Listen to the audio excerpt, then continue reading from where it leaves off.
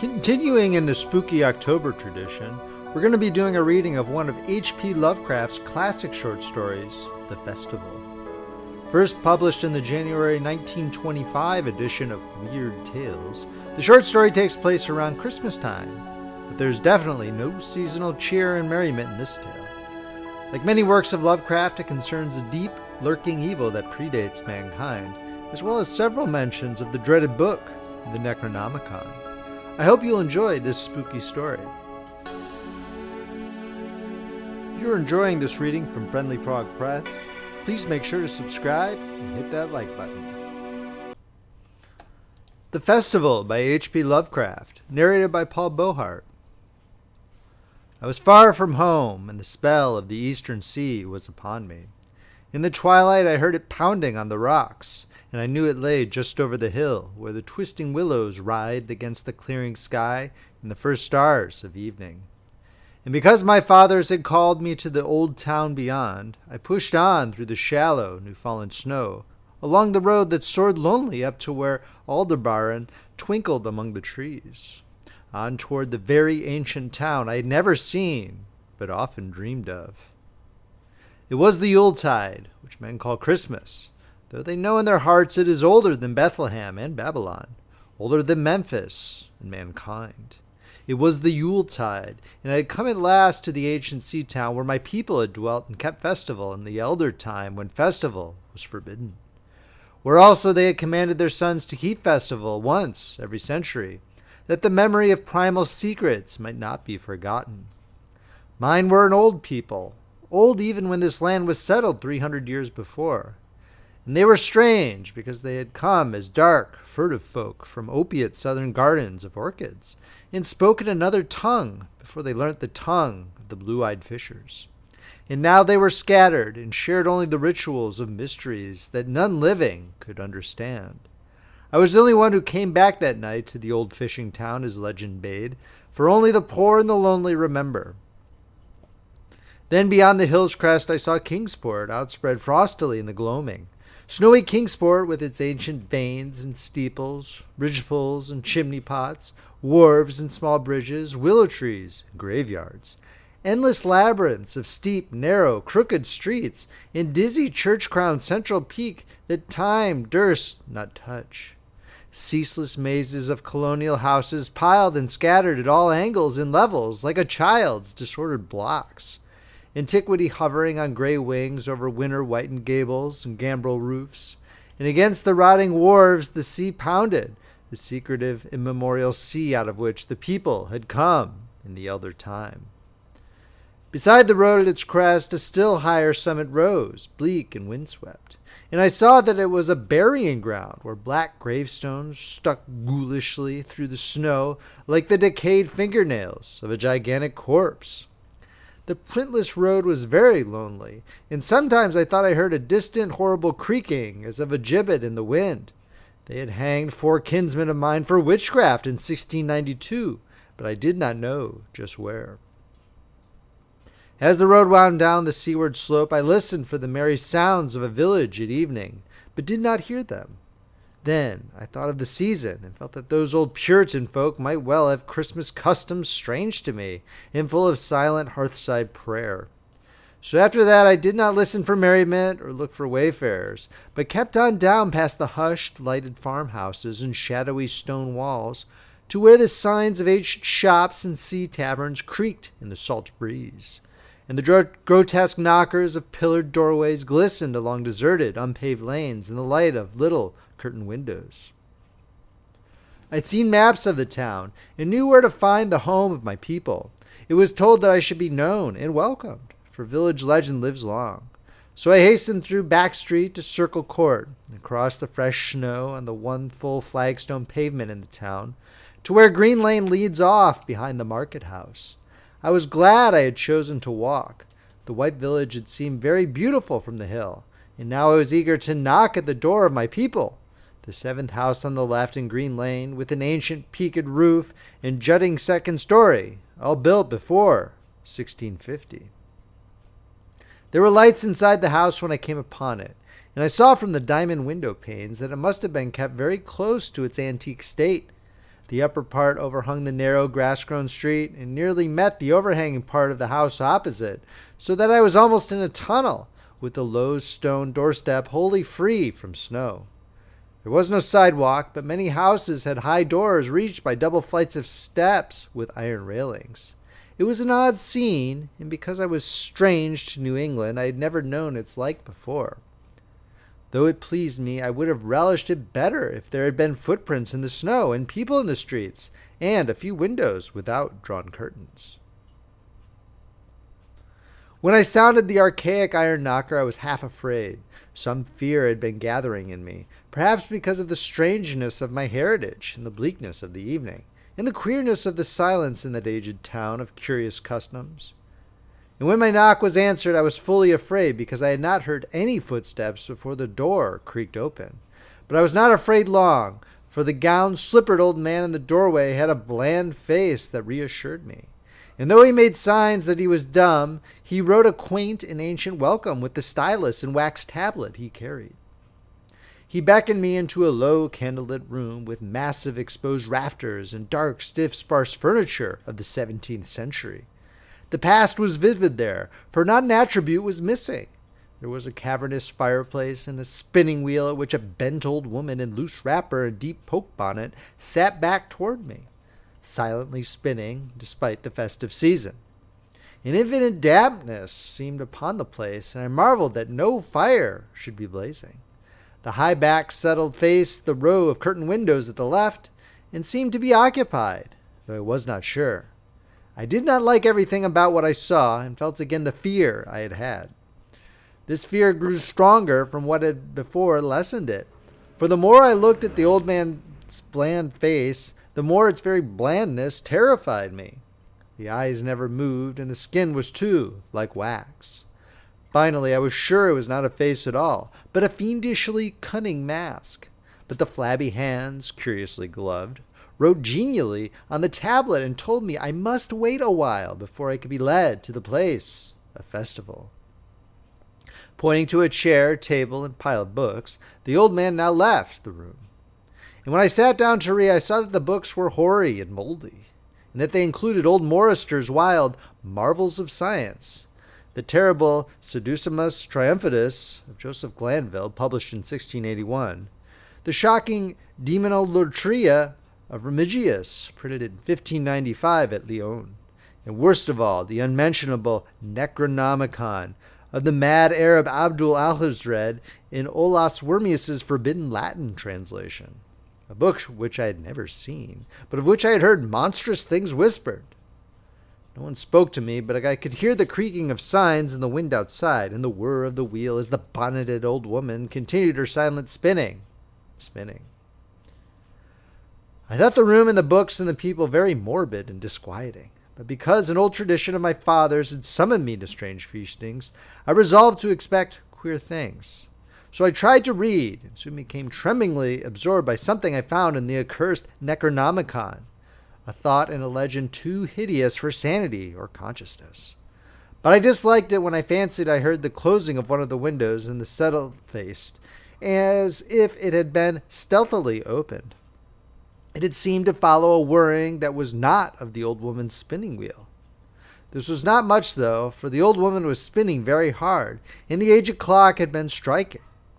After that I lost the feeling that there were persons on the settle, and was reading intently and shudderingly when the old man came back booted and dressed in a loose antique costume, and sat down on that very bench so that I could not see him. It was certainly nervous waiting, and the blasphemous book in my hands made it doubly so.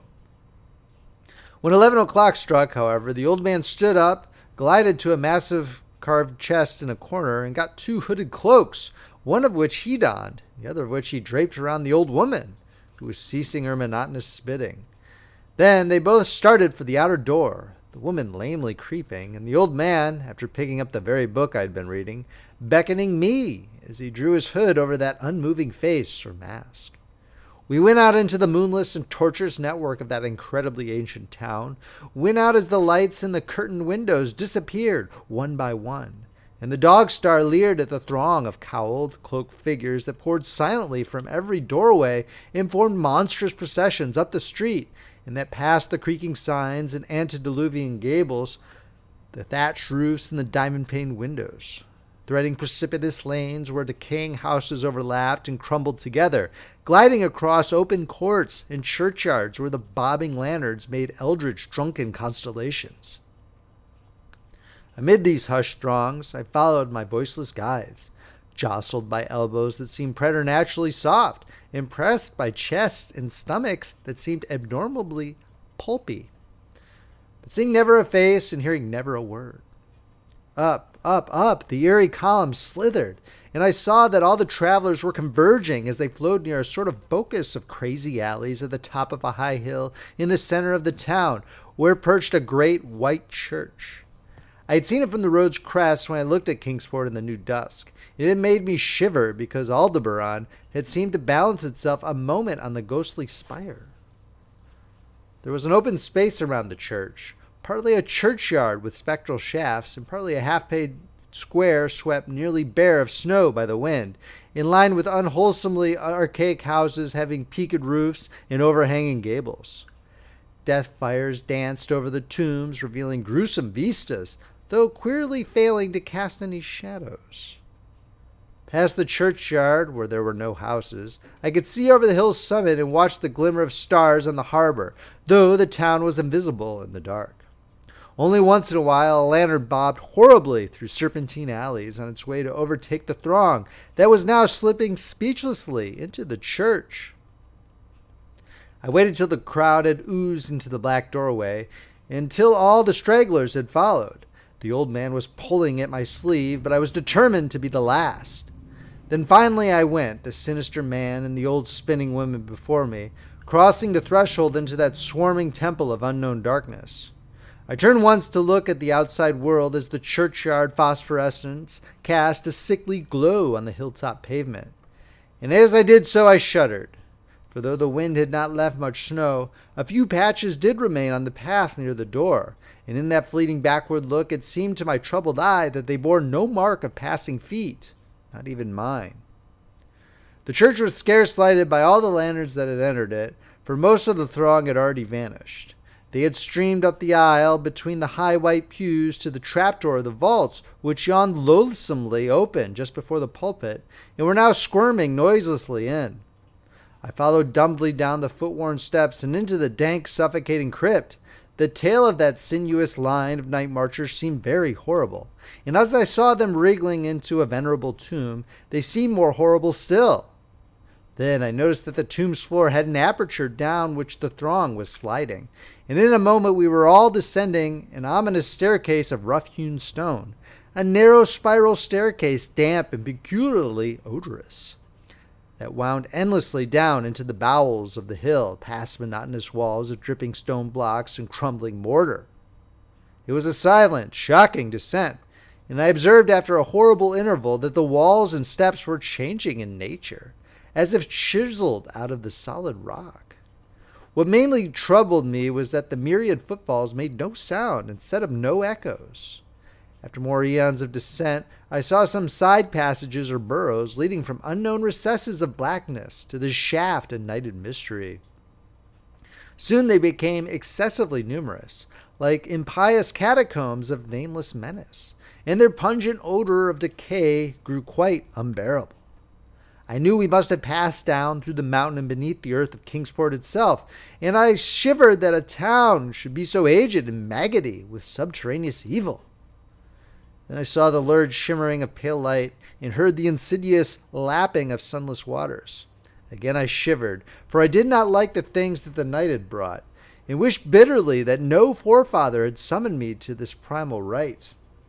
As the steps in the passage grew broader, I heard another sound, the thin, whining mockery of a feeble flute, and suddenly there spread out before me the boundless vista of an inner world.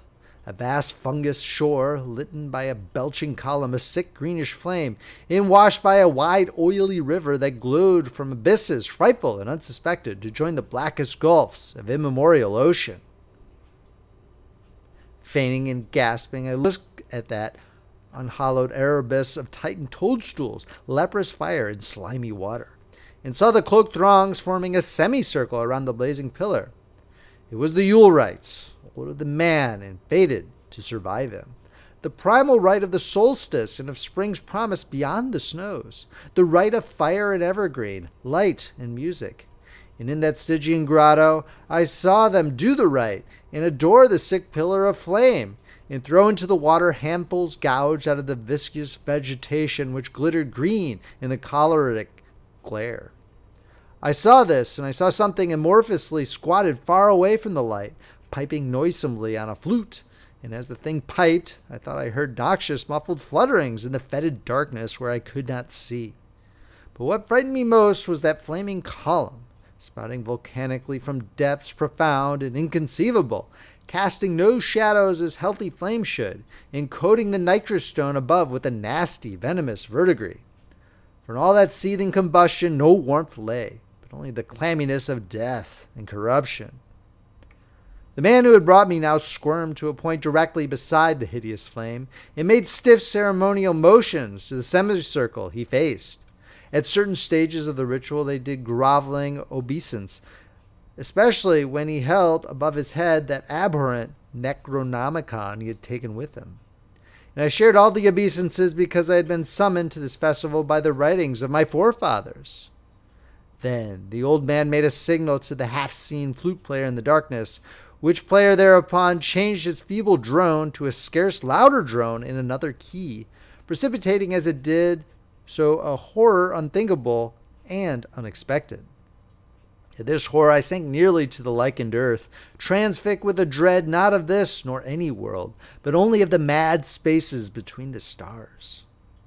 Out of the unimaginable blackness beyond the gangrenous glare of that cold flame, out of the Tartarian leagues through which that oily river rolled uncanny, unheard, and unsuspected, there flopped rhythmically a horde of tame, trained, hybrid winged things that no sound eye could ever wholly grasp, or sound brave ever wholly remember.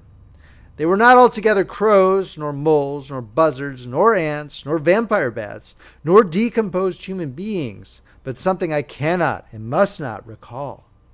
They flopped limply along, half with their webbed feet and half with their membranous wings, and as they reached the throng of celebrants, the cowled figures seized and mounted them, and rode off one by one along the reaches of that unlighted river into pits and galleries of panic where poison springs feed frightful and undiscoverable cataracts.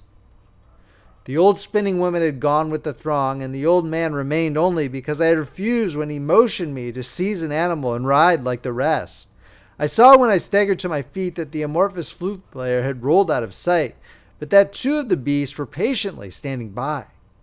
As I hung back, the old man produced his stylus and tablet and wrote that he was the true deputy of my fathers who had founded the Yule worship in this ancient place, that it had been decreed I should come back, and that the most secret mysteries were yet to be performed. He wrote this in a very ancient hand, and when I still hesitated, he pulled from his loose robe a seal ring and a watch, both with my family arms, to prove that he was what he said. But it was a hideous proof, because I knew from old papers that that watch had been buried with my great-great-great-great-grandfather in 1698. Presently the old man drew back his hood and pointed to the family resemblance in his face, but I only shuddered, because I was sure that the face was merely a devilish waxen mask. The flopping animals were now scratching restlessly at the lichens, and I saw that the old man was nearly as restless himself.